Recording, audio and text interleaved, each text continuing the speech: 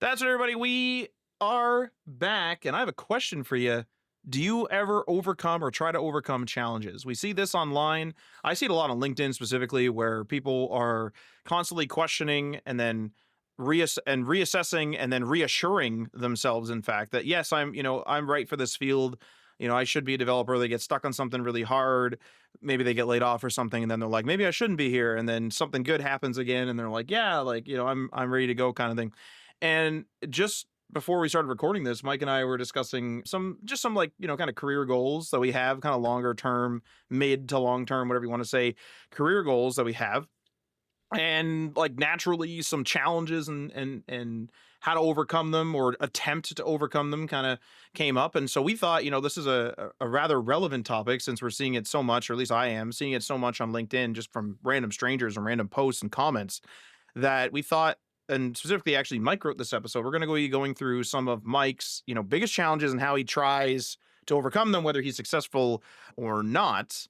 So if this sounds interesting to you and you want to support the show, you can go and check us out on that Patreon, leave a review or rating on your podcast app, join us in our Discord server, or share this with your friends. And if you want to learn how to code and help not only yourself, but us, you can net yourself up to 20% off a Scrimba Pro plan. They got a whole bunch of courses in there to teach you how to code with an interactive media player code editor. You can find that link in the show description and show notes with full details in the show notes on htmlallthethings.com. And just a reminder that we are powered by CodeRabbit. They give you the power of AI code reviews to help cut your code review time in half. Check out the link in the show notes and episode description to net yourself a 14-day free trial, no credit card needed, and just a 2-click sign up with a GitHub or GitLab account.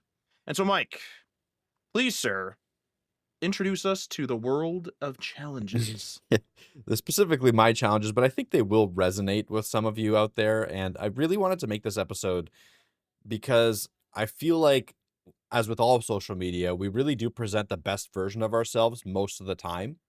And that does pollute people's feeds with this like overly positive perspective on development, because obviously we're in the development niche, and overly positive, like, work life and everything. Like, we love the job, we love doing the podcast, blah, blah, blah, blah, blah. The reality is always going to be somewhere in between. Just like with you probably struggling with X, Y, and Z, we are also struggling in certain ways. In some ways we're not, in some ways we are. And the struggles also change depending on like what stage of life we're in and what day it is and all that. Like, so I wanted to have a more realistic episode where I do outline some of my challenges, some of my day-to-day challenges, something that, like, stuff that's been on my mind lately, stuff I'm trying to conquer, stuff that I have successfully conquered a little bit. So I'll start with that, actually, like something that a successful challenge accomplishment in my eyes, and then I'll move on to like stuff that I'm still working to fix. But yeah, that's really where this episode came from. I wanted to provide a more realistic perspective on a developer's life cycle and not just throw purely positive things at you to think that, oh, your life is difficult because you don't have all the successes that maybe we perceive that, other people have. But the reality is that everyone has their struggles, everyone has their challenges. So with that, gonna move on right into the challenge section here. And the first one, like I said, this is actually a challenge that I think I'm successfully navigating through. It still creeps up, but procrastination is the first thing I'm going to talk about. And we have quite a few episodes where we touch on procrastination in the past, where I've talked about the fact that I do have issues sometimes staying on task. I do have issues with like just, eating the frog, which is like taking the biggest task and doing it first, and it always kind of weighs on my mind if I don't. I've had some issues with that, and I'm not going to say I'm perfect, but what I've noticed lately is that this creeps up less often. I have a much better time nowadays where I can come to my computer, know what I'm working on, work on it, and then realize that the day has gone by without me, being too distracted. So still not perfect by any means. I still have issues where I will all of a sudden find myself distracted looking at YouTube for whatever reason when I should be working on something else, or especially happening during in between tasks. So let's say I've finished a ticket at work, or I finished a big monumental like meeting that I had to plan for and prep for and stuff like that. And after that meeting or after that ticket, I have sometimes issues going to the next thing. because I typically want to, like, take a slight break, look at something, have a barrier between one task and the other, and sometimes that barrier will creep into the time that I should be working on the other task. That's where I would say still struggle slightly, but overall, when, like, in terms of, like, hey, I need to get the shit done, I do get the shit done. I will typically make to-do lists, and I've talked about this on the podcast before, but I do prefer paper. So I have sticky notes, so I can, like, I'll hold up the sticky notes. I have sticky notes. I buy a bunch of these. I will write tasks on them. I'll usually do a maximum of 3 per sticky note, because then I can only focus on 3 at a time anyway, and usually only 1, obviously. So I don't want to over plan. That's one thing that I've noticed always kind of makes me suffer, is if I write down, like, hey, I need to do 10 tasks today. There's a very Oh, high it's too likelihood. much. It's too much, exactly. It's a very high likelihood that I will not get, like, even 1 or 2 of those tasks done, and then I'll feel like shit, and that will lead to a demotivation cycle of the next day feeling like shit, and the next day feeling like shit, and more procrastination. So, again, what I found works for me, 1 to 3 tasks on a sticky note, that's what I focus on. If I finish those tasks throughout the day, I will move on to the next sticky note, and I'll start writing out those tasks. Like, I won't plan ahead, is what I'm trying to say. I plan for the stuff in front of me. And that sometimes, like, I look at, like, the people that claim they have ADHD or they have ADHD. I've taken a couple tests. I don't think I have it, but I think this is one of those, like, indicators where it always led me to believe I have maybe some, like, variation of it or something, where people have issues in ADHD specifically having stuff that they're looking up ahead, right? Like, stuff that is on their docket that is, like, 3 tasks away will distract them from the previous task. So for me, I've decided to take that advice, and it's worked for me pretty damn well. Just focus on the immediate tasks. Don't write down everything that you need to do for the whole week. That can be done in a different way by just using your project management tools and stuff like that, where you plan usually with your team anyway, right? Like, you'll have a more concrete timeline of the next 3 months of a project specifically when you're working with a team, because that's all usually planned in the backlog. But when it comes to personal tasks, I kind of go away from that. Like, I'll go away from the Jira and Linear, and I'll go back to a basic paper, like, sticky note. Procrastination is always a killer, I think. Mhm. I definitely procrastinate sometimes and things like that. One of my big problems with this stuff is I do try to follow little systems or tricks, like tips and tricks, like you're saying. And this goes, beyond procrastination.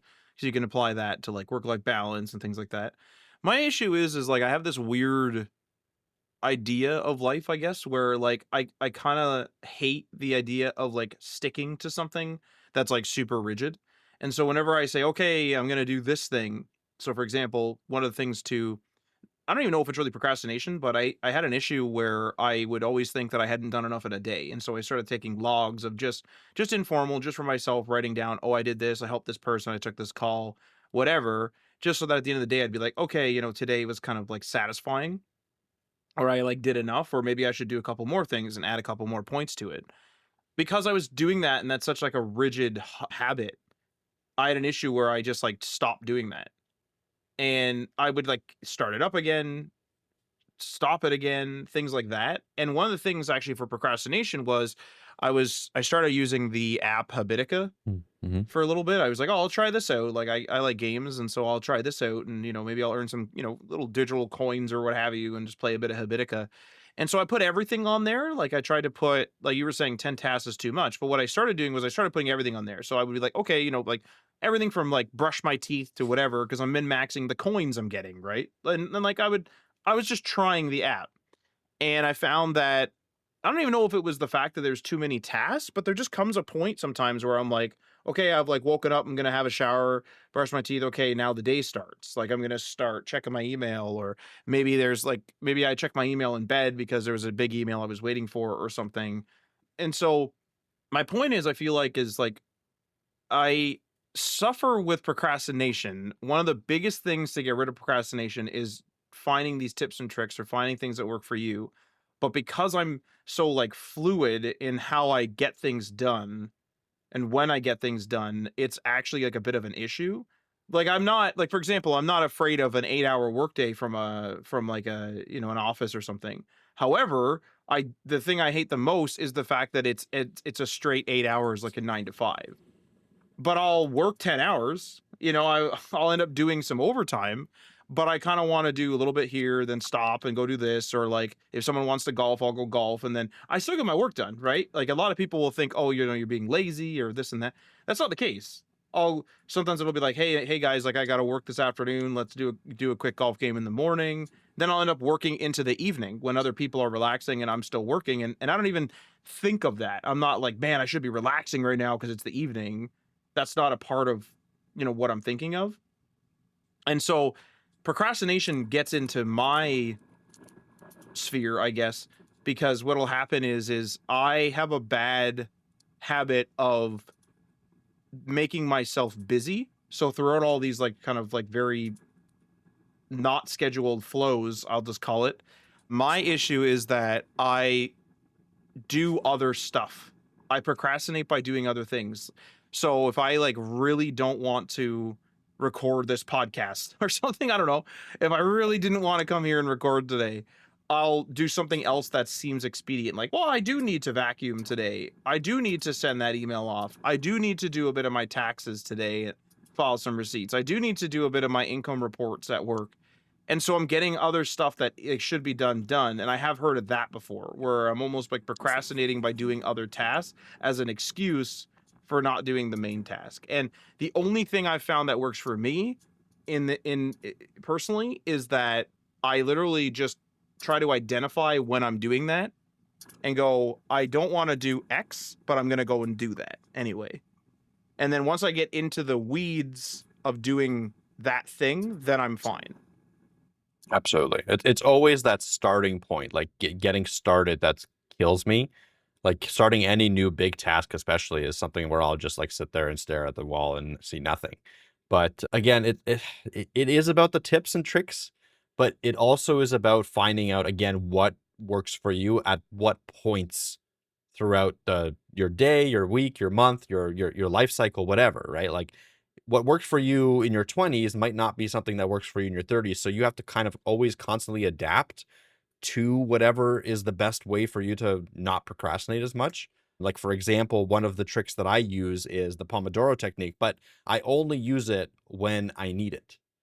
So I don't like live and die by the Pomodoro technique. I won't just turn it on for the sake of turning it on because I do it. I'll turn it on when I do have that situation where I'm sitting at my computer and I realize that I'm not doing the work that I need to be doing. I turn on the Pomodoro technique, I pick a task, and I just like, okay, for the next 30 minutes, this is this thing I need to do, regardless of how much progress I make in it. And usually that will kick me off to a point where I don't even need the next Pomodoro session. I'll just start working on that task. So it's just like the kick that I need to start the process of being able to be productive. I don't need the full-fledged system. The full-fledged system will actually hinder me because as soon as I start worrying about the full Pomodoro system where every 30 minutes or 40 minutes I need a break, and then the next 40 minutes I need to set a task, that to me starts becoming overwhelming. So I pick and choose what works at that specific time. And if it stops working, I'll start to look for something else because again, my goal is to be as focused and as on task as possible within reason. Obviously, like I let myself take breaks. I let myself stand up, go to the kitchen, stuff like that. Like I do have a pretty balanced day. Like I'm not just sitting at my computer for 10 hours a day and staring at the screen without blinking. That's not what I'm doing. I'm still able to, exercise a little bit here, do some, house chores here, but I'm still able to then come down and focus for as long as I need to get whatever the task I need to get done. So that's what's been working for me. I'll update everyone in the next, couple years as that changes because I'm sure it will. And maybe this will become a bigger issue, but thankfully procrastination isn't a big issue for me anymore. What is the Pomodoro technique? I've heard of it. I don't know what it is. Oh, so Pomodoro technique is essentially a timer technique that you set. And I believe the typical one is 30 minutes of focus work and then a 5-minute break. And then a 30 minutes of focus work, a 5-minute break, and then 30 minutes of focus work, and then I think a 15-minute break. So it's like a very structured, and that 30 minutes can be 40 minutes or 50 minutes. It doesn't really matter, and the break can be a little bit longer too. But it's essentially a way for you to cycle between focus work and break, and have literally a timer in the corner of your screen or something where it will indicate to you how much time is left and what you're and potentially even what you're working on sometimes. So there's a million Pomodoro apps out there, like, extensions for browsers, extensions for Raycast, extensions for just regular apps that will help you stay on the method. Yeah, that's essentially the Pomodoro technique. It's just a way to keep you keep you fresh almost, because you need those breaks to like decompress a little bit. That almost sounds like something that would have become very prevalent during the work from home era because I you're going to be in a different environment. And some people do want those siloed environments where it's like this desk is where I work and this desk is where I PC game Mhm. if you do that. And so like I feel as though you're kind of siloing your time where it's like let's have a focus, let's have a small break, let's have a focus, let's have a break again. I think that's what it was. I think that's literally how it became more popular during that time. But I know people that swear by it. Like I know I think Chaba on the show that we had like a while ago now. I'm pretty sure he uses that on a day-to-day basis at all times. So yeah, there's some people that just like love the Pomodoro technique. And it's worked for me Well, too. if that's true, is he's churning out some work. Chaba's like to Correct. this day, like every time I look, it's like another app, another update to an app. It's like He's found holy what worked crap, for dude. him. He's found what worked for him, and it's working fantastically well. So again, it's about finding the methods, the tips, the whatever, the hacks that you have in your own life that will make you better at this. Don't try to be perfect. That's the other part of this. You're not going to be perfect. You're going to screw up here and there. Just get better. That's it. Okay. The next challenge that I have that I'm struggling with a little bit more than procrastination, I would say, is work-life balance. So this one comes from a couple different things where one of the things is being remote. I'm sitting like in my bedroom right now, and I only have like I have a smallish condo. We have a daughter that has the other room, so I don't even have an office. I'm in my bedroom. So it's very difficult for me to kind of remove myself from a work situation, right? I'm sleeping in the same place that I'm working. I know the suggestion is to always kind of separate those two. I currently don't have that option.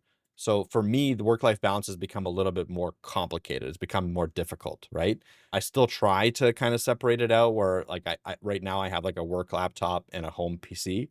So I'll switch between those when I'm not working. I'll get off my work laptop. That helps. I don't have Slack on my home PC. I don't have any work stuff on my home PC. Like literally my home PC is just web browsing and gaming at this point. That's all I really do on there, maybe some content consumption, which helps. Like having those separations has helped, but having it so that everything's in one desk is a challenge for me. And that's one thing. The other thing for me as well is just the over reliance that I have on being up to date with what's going on at work because I work remote, and not only remote, we work like remote across many time zones.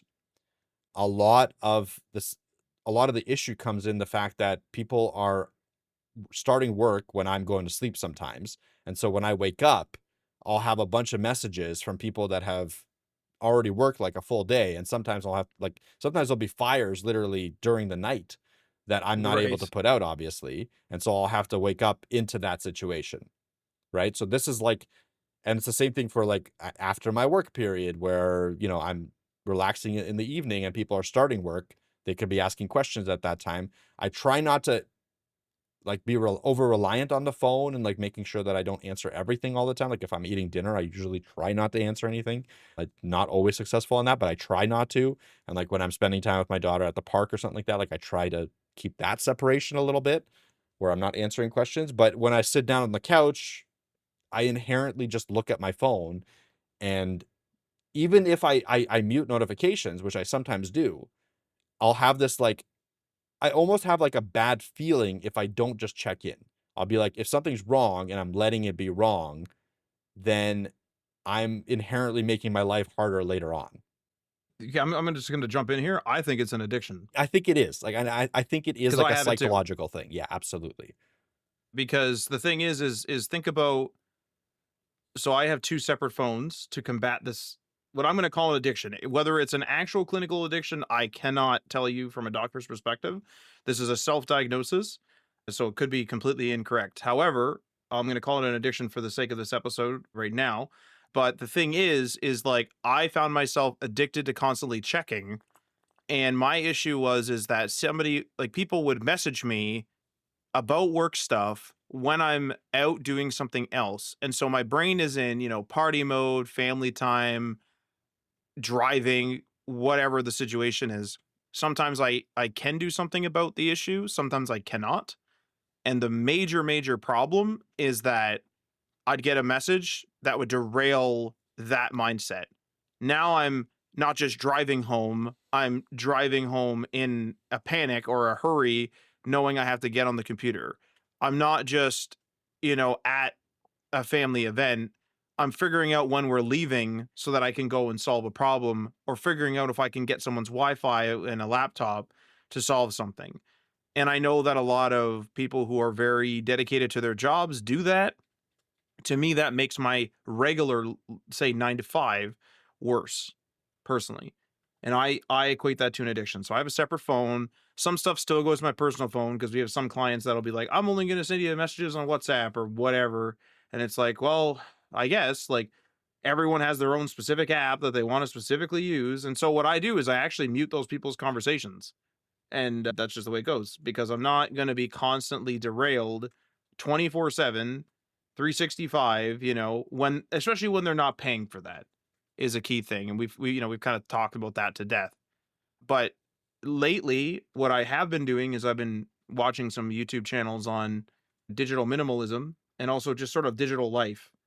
And there's lots to talk about, and we talked about this in one of the web news. Actually, you can go check that out.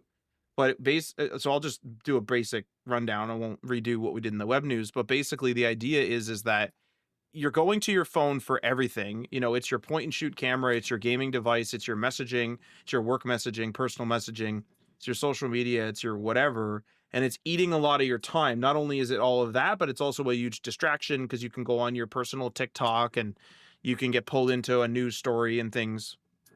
And so they recommend, or these digital minimalists have generally recommended, siloing your devices. So either getting a dumb phone or getting something that is less enticing to consume content on, and then having another device, let's say for gaming. So I've been really into retro gaming lately, specifically with PSP. I refurbished my own PSP, and I also have another PSP as well. And I've been playing PSP games. So I'm using UDs. I'm using digital games that I had from years ago, and I'm playing PSP games right now. I'm clearing out that backlog. And the PSP doesn't have email and all this other junk. They used to have Skype, but whatever, because the PSP was like pretty good for that kind of thing. But the point is that I don't even really go into my game launcher. I have a Samsung phone anymore, and so that's helped me kind of break that. And I would honestly say, I don't know about you, Mike, but that is the biggest thing. And I think this lines up with what you said. That addiction is the biggest break for work-life balance for me, because I leave I plan a 6 hour day. Sometimes if it's crazy, it's a 16-hour day, but I plan out my days and then I leave. If someone wants to go to a movie and I said yes, I'm going to that movie. Like I'm not going to cancel and then continue to work. Like I go do that. I go do that personal thing. And I can't keep checking that phone because I know it's making me sick. It's making me sick. No, yeah, you're absolutely right, and I think like my current struggle is I feel like I can't disconnect, even though I should technically be able to. Like, we have an on-call schedule. Let me make that clear. So on weekends, we have a rotating on-call schedule.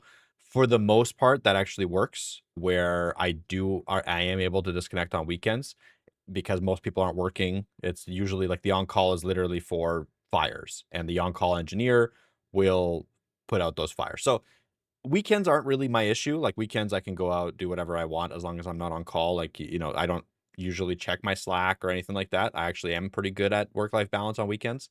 My biggest problem right now is during the days, the weeks, where people are getting up at different times due to the different time zones, and I just feel like I'm not able to like fully disconnect due to the situation with the remote work. So this is one of the big issues with remote cross time zone work that I've realized.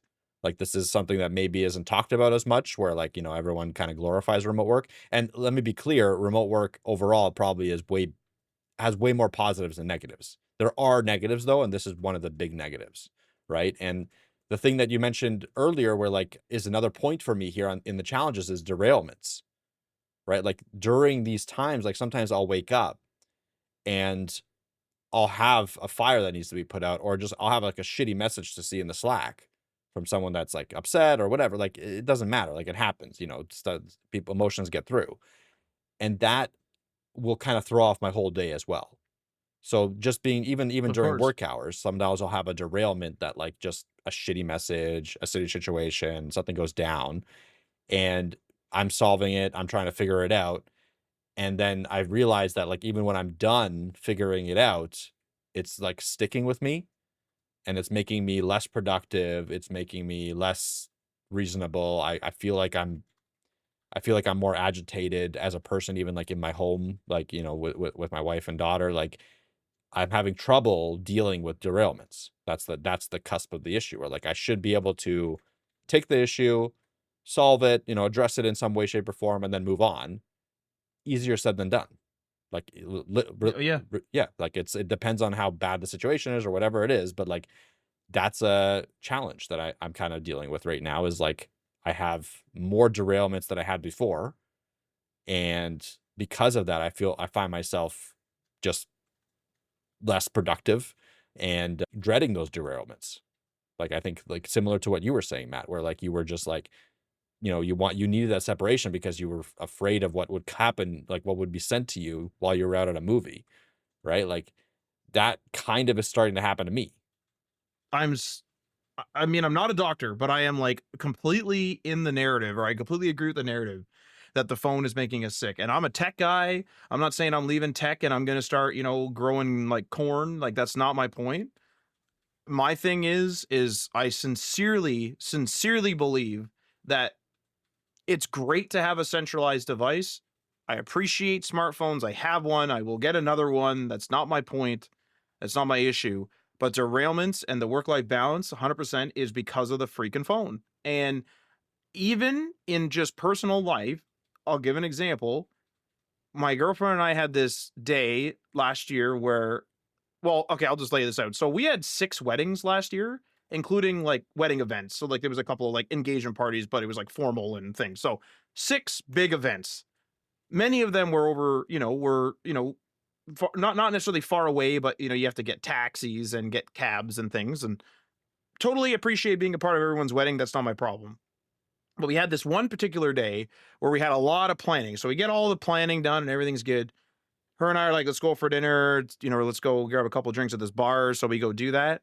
And then somebody texts me, and it's just a random text of like, hey, there's this event, and it's not like a wedding event, something big. There's like this event, happening in 2 weeks. Let's go to it. And I was just like completely derailed by that. And I was like, holy crap, can I not plan anymore? And that's a derailment, right? Now, here's the thing. Appreciate the weddings. I had fun at all of them. I eventually did that thing that that person asked me to do, and not due to like obligation or anything, due to it being fun. The point is that back in the day, you used to go out, you used to come home and check your answering machine at most. And now everyone's reaching out, including myself, at all times. Now, is it great? Yes. Like I hear people say, I have an elderly family member, I have a disabled family member, maybe someone's having a health issue and I need to hear right away. I'm not going to dispute the advantages that, modern tech and constant and immediate contact has given to us. However, digital availability, which I think is highly tied to a problem, or highly problematic to work-life balance and causing like a massive amount of derailments, it's a huge issue. Like people just think, oh, because you have a phone in your pocket, you're going to answer quick. And I noticed that if I don't answer somebody quickly, like if I answer them the next day, sometimes you just don't get another answer back because it's like they kind of expected an answer right away. And it's like, man, like I can't. And in fact, now I refuse to be constantly on my phone. I can't handle it. And I know that it's driving me crazy. And so derailments are like a serious thing. And work derailments are also very bad. We had a project that was very, very bootstrapped for cash. So everything was taped together. And my biggest issue in the month of December was worrying about going to a family member's house during Christmas because I wouldn't have a computer. That's a real thing. And that is literally the reason why I got a separate phone. Yeah. because I was like, this is going to derail me, this and that. And like being unplugged ended up helping. But like, I don't know about you, Mike, but if you eventually get a separate phone or figure out a way to separate or however you want to do it, you're going to have those urges to check. You're going to have those urges to be derailed, right? But this is what I mean by it's an addiction. I had that for a few days, and then I just realized, like, oh man, like I just woke up and had a coffee. I didn't like wake up and like in a panic check my phone.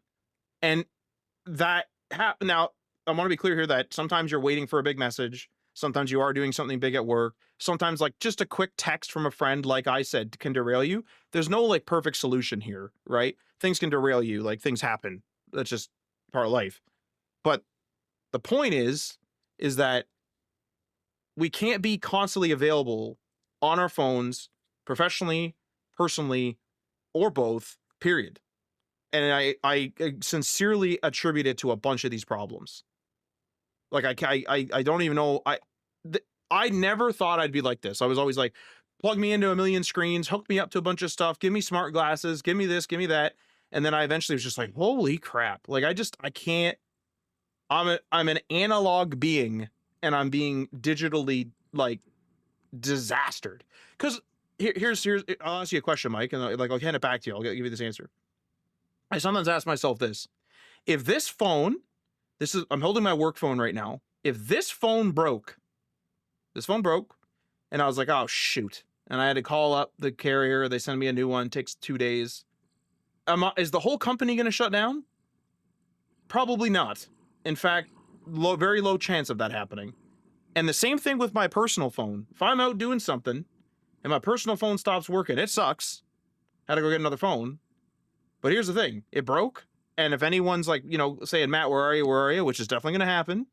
When I get a new phone in a day or what have you, I'm literally just going to say, hey, man, sorry, my phone broke. And I had to like load this one up. And if anyone has a problem with that, I mean, I don't know what to tell you. Like one of the capacitors blew. You know what I mean? Like what are we going to do? And so the point is, if you can ask yourself that question and the answer is nothing's going to explode, I'm not going to get fired or anything, right?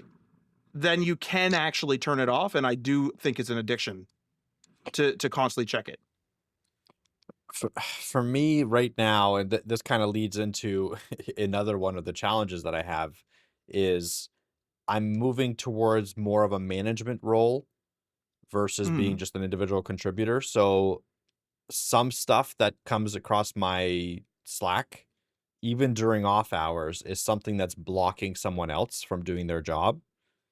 And so a potential 2-day period of no communication for me would actually lead to some significant I wouldn't say could lead to some significant problems. So in your case, then, and I do this for certain work projects as well, you have clear hours and you let people know that. Like, for example, I'm traveling for Thanksgiving. Just as an example, many people travel for Thanksgiving. I'm not actually, but just hang on. If I was traveling for Thanksgiving, I will tell people on the phone, "Hey, I'm planning on working on Tuesday, so Canadian Thanksgiving's earlier, and you get the Monday off.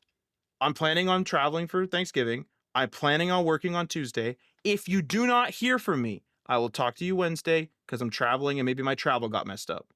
And here's the thing: something happens on Monday, that sucks. Dang, guess something happened. Like my thing is I can't be the insulation to everyone's life. I will not insulate everybody from life. I'll do my job. I'll plan things out, and I think you need to be really direct with times. Because I've had clients where they'll complain about that. They'll be like, this is crazy. Like, what if my site went down on the weekend? I'm like, you're not paying for any sort of service package. So I'm not going to forget your car breaks this weekend. That sucks. You had a road trip planned next week. Guess you're not taking it because that mechanic is not on call for you. Yep. So just, I don't know, like, I know I'm getting kind of fired up because I'm passionate about this because this is like a serious, like, I think this is like a serious epidemic right now.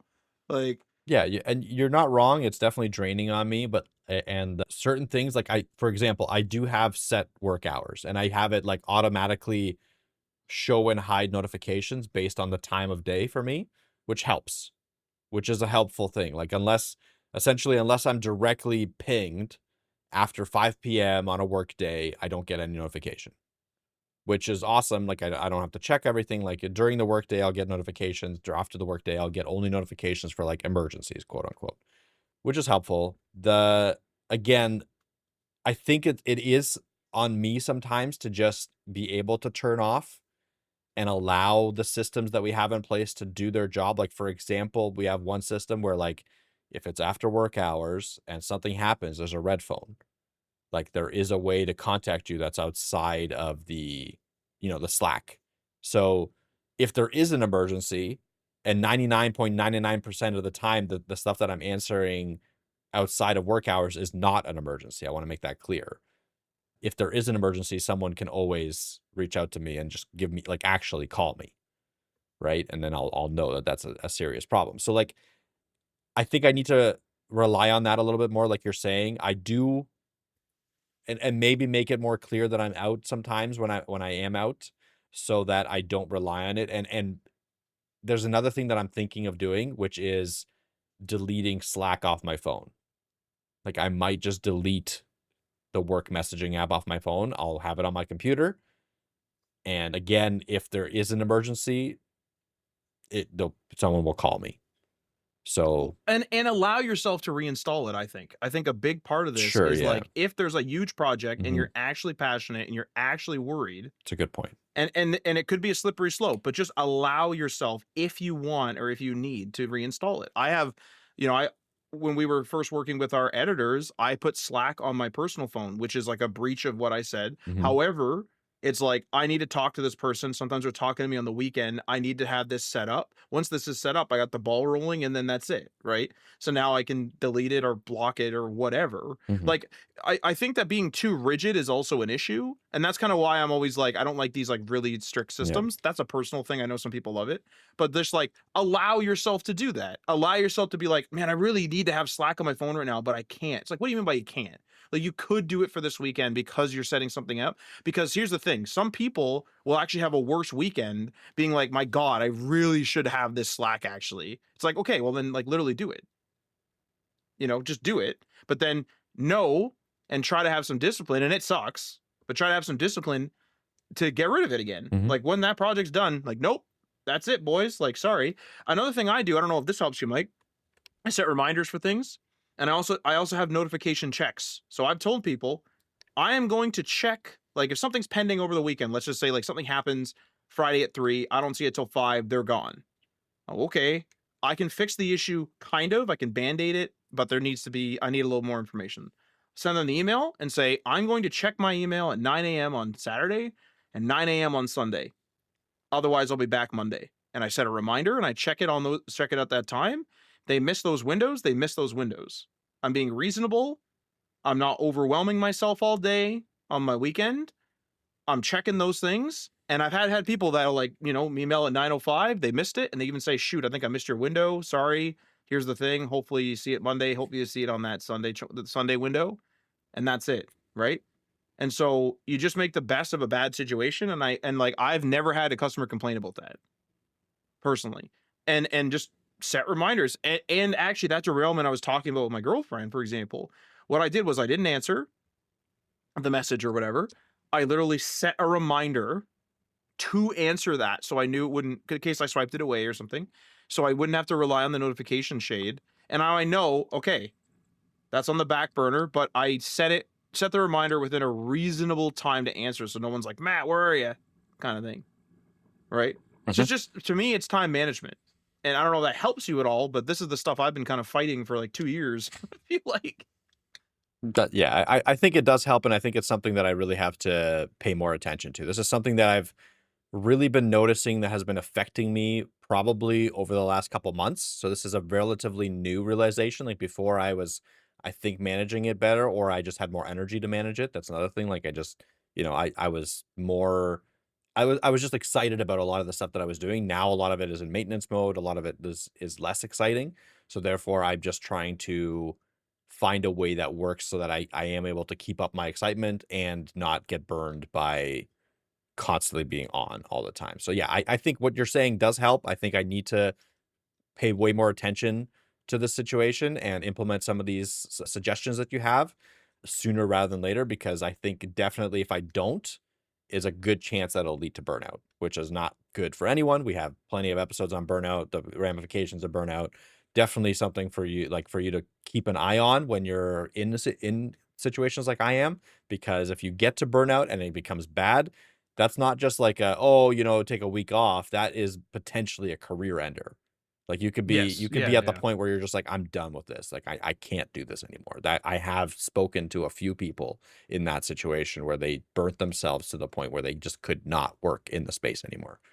Or at least for They like, affiliate what like this work yeah, with bad, right? exactly. That's exactly it. And you can't like this stuff that we're doing, like you need to have some sort of passion for it because it's tough. Like it's difficult and there's a million people trying to get your job and like it's just, it's you need to be at the top on the top of your game. If you're taking steps back, someone's going to take it from you. That's how I always feel. And actually the exact lead up to the next challenge that I have right now, which is imposter syndrome. This is something that I think I consistently struggle with and I don't think it's something that I'm looking to solve. I want to make that clear because I do see this as a strength as well and I'll explain that. Essentially, how I treat imposter syndrome is I'm never satisfied with the level that I'm at. And I'm always trying to double down and trying to learn new things and trying to make sure that I'm up to date on things and trying to go above and beyond in the certain things that I'm doing. Because at the back of my brain, I do have a feeling that someone's out to like get my job or someone's out to get what we're trying to do. Someone's out to like, make a better podcast, et cetera, et cetera. Like I always have a feeling that someone's just right behind me that's better than me. That's almost better than me, right? Or like someone is better than me in front of me that's just like looking back and trying to get what I'm doing. And because of that, I really am like never happy with the place that I'm at. And on the one hand, that's a bad thing because I can't really enjoy any of the accomplishments that I've had. And I've had a few like I can say like I've had a few accomplishments. Like I've gotten through interviews. I've gone through like we've grown the audience here. I've become a better developer. I've become a better manager. Like I've gotten promoted. There's a bunch of stuff that's happened positively in my career. But then I'll look just a slight sideways of that and be like, "Oh, well, maybe I didn't deserve that because X, Y, and Z. Like I didn't do this perfectly. I didn't do this perfectly, right? Like maybe, this was they promoted the wrong person because I don't know X, Y, and Z or something. Like I always have an excuse for why I shouldn't have gotten that accomplishment even when I get the accomplishment. And that does make me work harder. I want to make that clear and that's something that I appreciate about it, let's say. But at the end of the day, you need to find a balance of being able to actually appreciate the accomplishments that you've gotten and also have the ability to acknowledge why you need to work harder. I think there is a balance there. I just haven't found it. I find like personally, like I have the same issue, where it's almost like elitism. Like I get in these moods where I'm like, I need to be elitist now, and I feel as though it's like, screw everybody, they're all after me and I'm after them and I'm gonna burn everybody and like, burn this bridge. And I don't actually end up doing it. It's just these weird moods I get into. And I feel like you're right. Like it is imposter syndrome in that way. And honestly, like the best way I've like personally found to deal with it, and this is not perfect. I still get in these moods. Like I want to be clear, but the best way I've personally found to deal with it is just acknowledge the fact that I'm still showing up and doing what I'm doing, and many people have like already quit. Like there's all like someone has quit this field, this job, this whatever today. I'm just showing up, doing what I'm doing. If I see that, I'm really falling behind in something, then sure, it's like, oh, like, come on, Matt, like get up and, learn this or whatever. And that happens. Like I'm gonna fall behind in some things, 100%. But that's the way I kind of like view it. And I mean, it's hard to always think that way though. I mean, it's really difficult to always think that way. I think imposter syndrome might be like secretly one of like the big killers, actually. I know it's something that people talk about a lot and it's framed as something that you sort of like, why am I the boss right now? And things like that. But I feel like so many people experience it differently. They experience it the way I just said. That's sort of like the textbook definition. But like Mike, I think you kind of highlighted or you did highlight a really interesting point of like these people are coming for my job and they're going to take it because I don't know. You know what I mean? There's like that tentacle of imposter syndrome in there. And then my view on what you just said is elitism, where I'm like, I need to become elitist and like screw everybody and whatever. And I've always said that like if I was born earlier, I'd be one of those crazy stockbrokers because I can get really fired up and just like F this, F that, F you, out of the way. I'm gonna, and like that's always kind of the joke what my friends say is like you would be that crazy stockbroker on the floor screaming and yelling and stealing and doing whatever else. And like I kind of don't dispute it. I'm a little scared of it. I'm actually no, I'm scared of it. I want to be clear. But like that's a bit of like that weird elitism I feel like that comes in. And I only have those two examples, like with the textbook example and the elitism, but I wouldn't be surprised if imposter syndrome is experienced by people in so many different ways. I mean, even in personal life, right, where they're just like, I'm not making it, but it's like, yeah, but you kind of are though, right? Like, you know what I mean? You have a house or whatever, you're renting a place or what have you, and like, aren't you kind of doing it? That's what you're doing, But like, I mean, you kind of laugh it off, but to that person, it might be like, yeah, but everyone in my family's doing better, and so like now I'm an imposter kind of thing. And there's so many ways I would imagine that imposter syndrome actually comes down and gets into your soul. I don't know what you Mhm. want to call it, but you know what I mean. Like it digs at you. That I wouldn't be surprised if it's actually a bigger killer than we think. Because I feel like we it's almost like we apply like a topical cream to it, being like, don't worry, just keep showing up every day and you'll be okay. I feel like maybe that's a very practical bit of advice, which is still good, but I think it does dig in and it's hard to get those roots out. Yeah, and I think depending on the severity of it, like I think there is again, we're Matt and I are not therapists. We have no idea what we're talking about in this, and we want to make Heck that no. very clear here. But I would say that if it gets bad enough, maybe that is a step you should take is like talk to a therapist. And because how I see imposter syndrome for myself is almost a motivating factor. Is like I'm trying to spin it to a positive, right? Like I'm trying to make it so that I can take that imposter syndrome and become a better developer, take that imposter syndrome and become a better father, take that imposter syndrome and just become a better person. And I've been somewhat successful at that, like at being able to control it by spinning it. Now, again, I do have it creep in and be a negative force when it's something that when I know I should be celebrating something, but I'm not because I just consider it not being an accomplishment due to the fact that I think that someone else could do it or whatever. That's a form of imposter syndrome that I have. But for the most part, I really do try to spin it. If you're getting to the point where it's affecting everything in your life, and like just like with everything that we're talking about here, if anything becomes too crazy, don't listen to us. We don't know what the hell we're talking about. You probably need to see a therapist, get help in some way, shape, or form, because that's not something that you can solve by the Pomodoro technique. Like Yeah, there's it's only a very, very good point. yeah, there's only so many things that you can solve by using these tips and tricks and watching a million of these productivity videos. The reality is that those productivity videos might be contributing to your the negativity because you're seeing the successful side of everyone, right? Like you're seeing everyone show how successful they are by using these productivity methods. What I can say with almost certain confidence is none of those people that spout the productivity nonsense are using every part of their system all the time. I want to say that I think I'm 100% correct here, and anyone that wants to fight me on this, I'm totally okay with that. Come at me. But I'm pretty sure that the people that are selling these productivity systems and talking about them on a constant basis are using them to a certain degree, probably, but are only using parts of them all the time. So you need to understand that everyone is presenting their best self. This is part of why we're doing this episode because a lot of this is not my best self. This is all my kind of my insecurities almost, right? I'm showing you that I'm pretty fucked up. Like, I have some of my own problems. Like, I'm not going to talk about like my actual like psychological problems because that's not part of web development, but I have those too, sure, right? Like it's just and I'm trying to present to you that hey, there is this gray area, like, if you could fight it off and you could find the tips and tricks, great, but if you have to get to the point where nothing is working for you, don't just keep watching productivity videos. Try to do something else about it. Yeah. I detest productivity Yeah, videos. I was just trying I've to started to like hate come them up with too, a. yeah.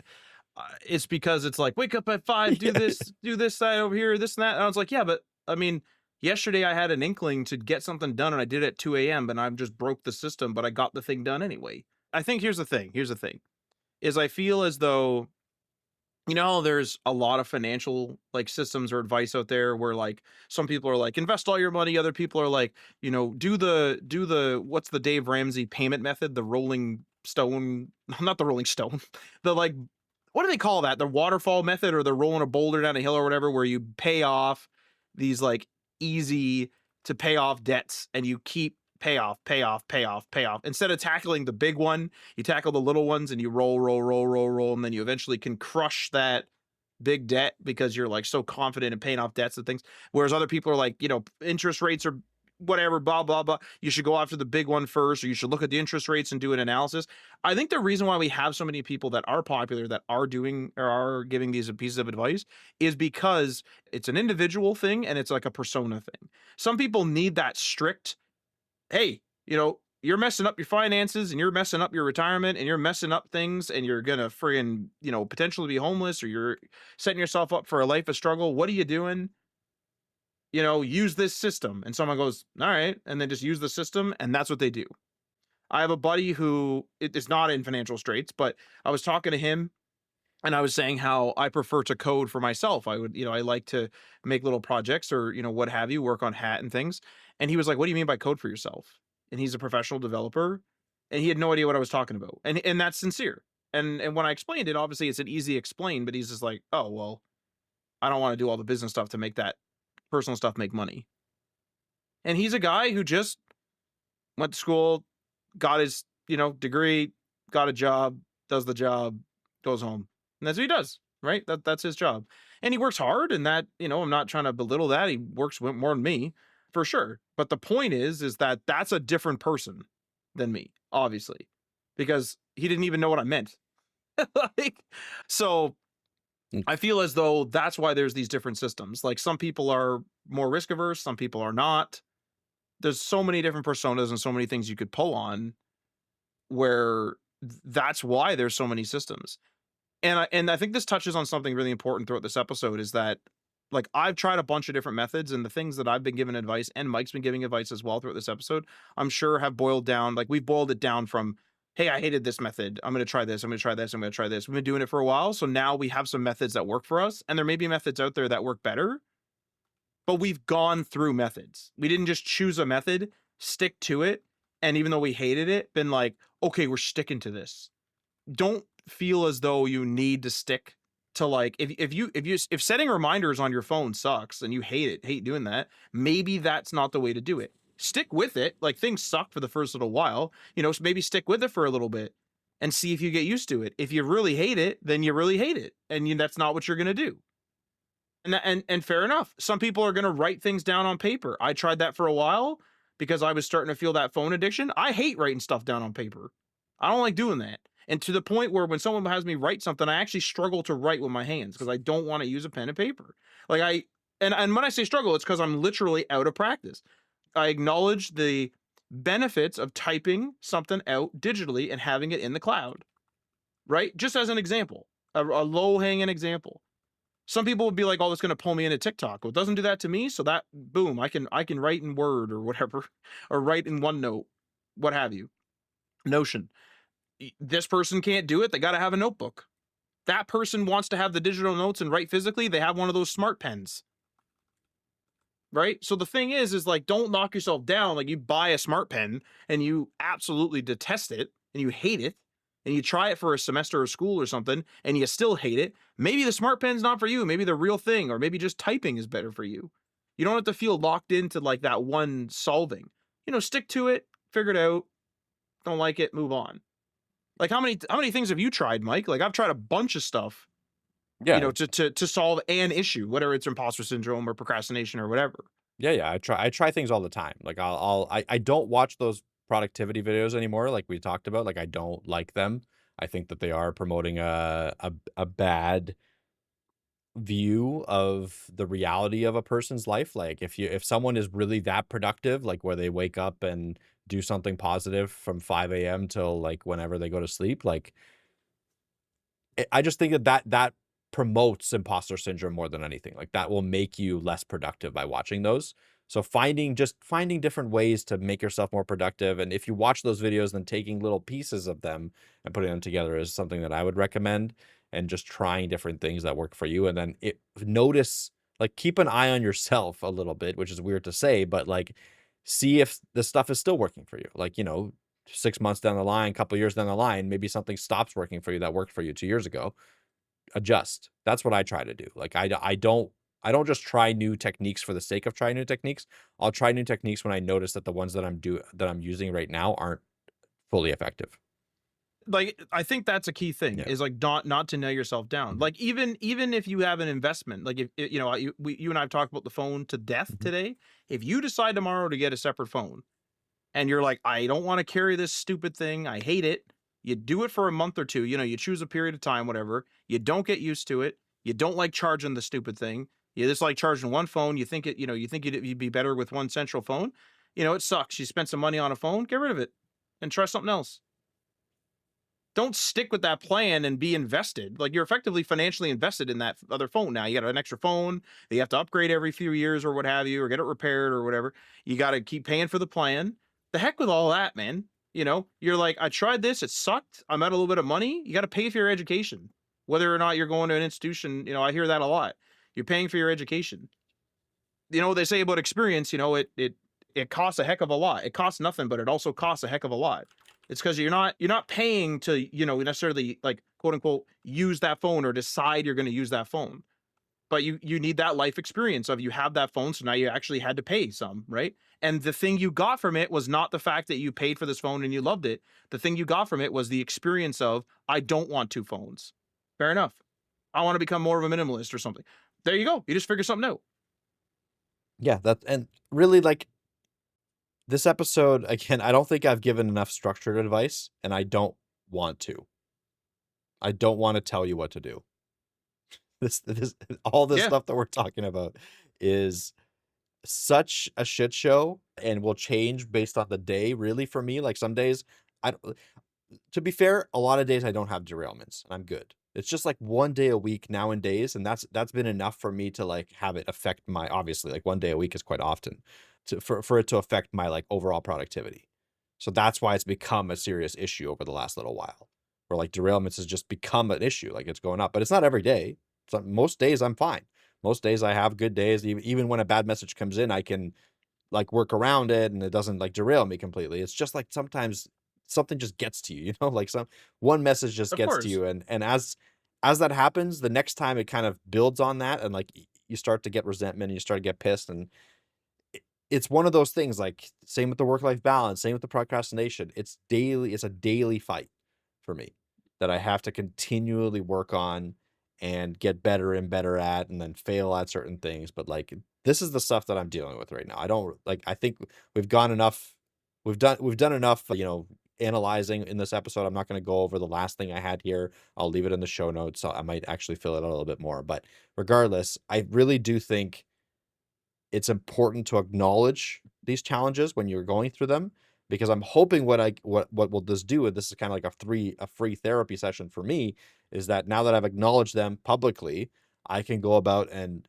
more effectively try to fix them, whether that be external help, whether that be, limiting how many, like, how many notifications I get, deleting Slack. Like, I might try that. I don't see why not. Like, I'm probably going to try deleting Slack. That might actually help. And yeah, so that's what I'm kind of using this as a selfish excuse for a free therapy session. Hopefully you get something positive out of it, and let me know what you're struggling with. Again, it's at HTML everything on X, HTML things on all the other platforms. Let us know. Really curious what everyone's going through. Hopefully you some of this resonated with you. Well, you know what's really crazy, actually, Mike, is like, you deleting Slack is, great. What's weird is, it feels like this huge task for some reason. It's a freaking app. And, like, I get that same thing. I'll keep something on my phone and be like, I don't know if I'm going to use it or whatever. It's like, dude, you can just reinstall that, like, in 10 minutes. It's not even going to take you 10 minutes to reset that back up. I do this all the time, where I'm like, like, this app's kind of bugging me. I turned off the notifications or something and it's still bugging me, or maybe it's messing with my battery life or something. I'm like, well, I might use it. It's like, get rid of it. And if you miss it, then put it back on there. I don't know why. Like, and I do this all the time. with Slack, like, it's a bit different. Like, if I got rid of my WhatsApp, that'd be pretty bad. It'd be like, man, like, where's all my friends at? Like, why is no one talking to me? It'd be pretty weird. But I mean, if I got a new phone and I didn't do the smart switch between Samsung devices, I would just install WhatsApp again. Mhm. It's like, it's such a weird thing for us to be like attached to things. And I think it's just a good lesson in the fact that you can try this thing. You could try not having Slack. And if it's really bad, then just reinstall it and sign back in. Yeah, there's nothing stopping me from doing that. I think my biggest issue will be the craving, like actually wanting to reinstall it. I feel like that's gonna be the thing that I'm gonna have to fight the whole way through, but I'll try to fight it at least initially. I'm not a doctor. That kind of sounds like withdrawals, and it's the same Yes. damn thing I went through. Yep. Phone addiction, not good. Mhm. Just to let everybody know, we talked about a couple other episodes throughout this episode. I did include them. I included a web news called Phones, Golf, and the Problem of Always Being Connected. There's also Corporate Burnout, How the CIA Invented Your 9 to 5. I actually did a lot of research for that one, so if you wouldn't mind giving that one a listen or a watch, that'd be cool on YouTube Music or whatever. And then also, Good Enough is Better Than Perfect, How to Avoid Burnout and Launch Your Website Faster. Those are 3 episodes that I included that we talked about throughout this. They'll be in the show notes if you just want to click a link, but also if you're just listening and you want to type that in yourself, there's the titles for them as well. But I think that's it. Unless Mike has anything else to add, I think that is it. Time to run the old conclusion. Runner up.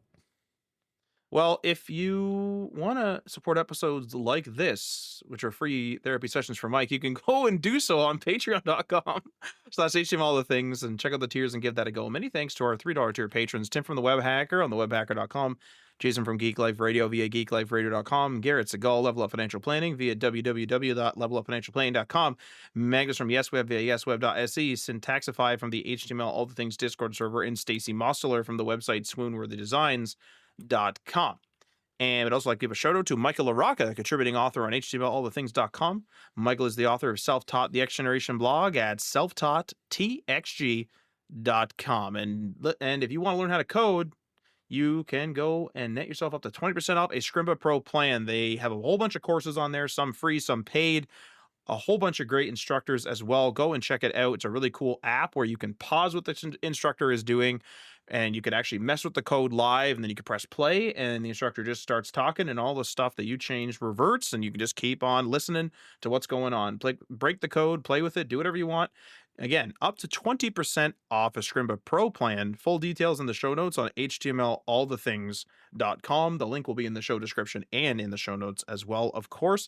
And last but not least, remember we are powered by Code Rabbit. They give you the power of AI code reviews to help cut your code review time in half. Check out the link in the show notes and episode description to net yourself a 14-day free trial with no credit card needed and just a 2-click sign up with a GitHub or GitLab account.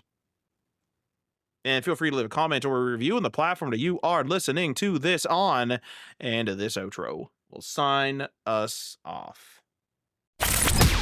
You've been listening to HTML All the Things Podcast.